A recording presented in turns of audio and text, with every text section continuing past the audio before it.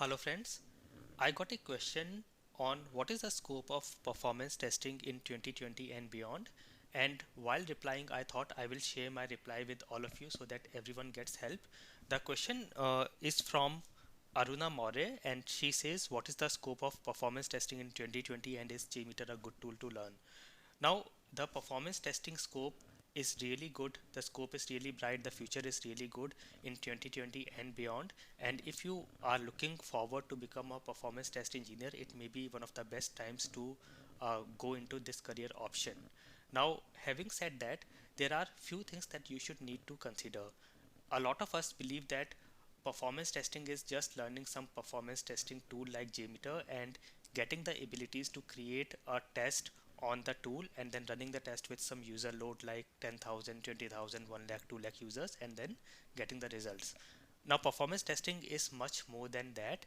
If you really want to become a good performance test engineer and uh, looking forward to it as a career option, then there are few things that you should always consider.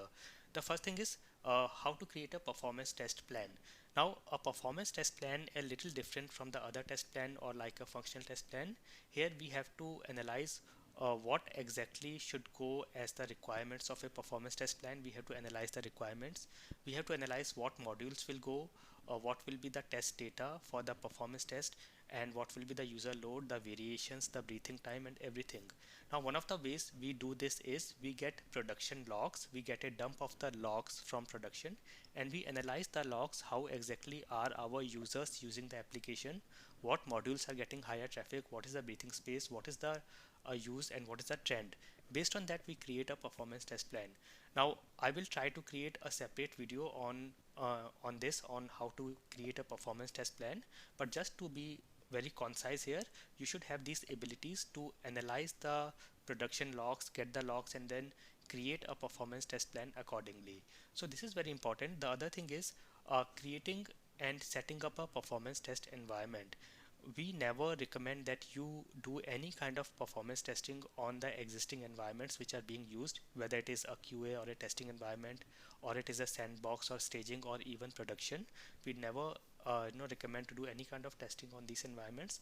Always set up a separate environments which can be a replica of the production environment, because we want to get realistic results. So it can be having the same configurations and infrastructure as production environment, but it should be a separate environment and it should not be used for other activities. So this is setting up and using a separate environment is again very important.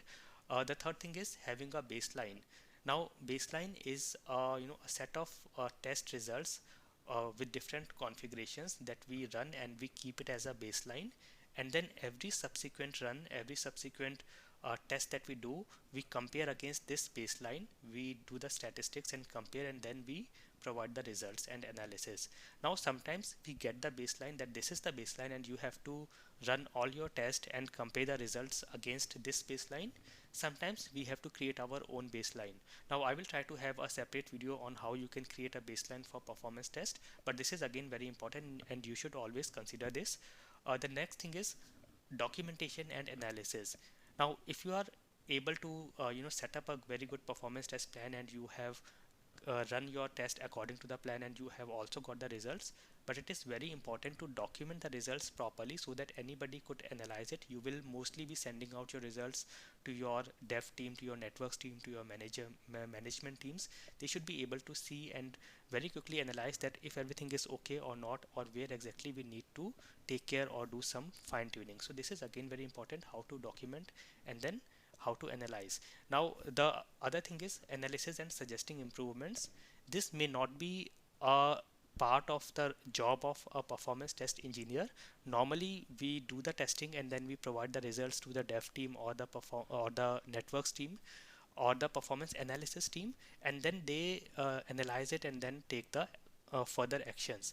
However, as you grow into this field and as you become experienced as a performance test engineer, you will know some ways how you can analyze and then how you can suggest some improvement. So it is again going to be a very good skill that you can develop as performance test engineer. So as I said, the scope is really good, the future is bright, but you should consider all these things. During this video I might have missed few topics or few things which may be important. So in case I have missed anything, let me know in the comment section below. Also let me know in the comment section what more topics you want me to discuss or create videos on. I hope this was very helpful. Thank you for watching.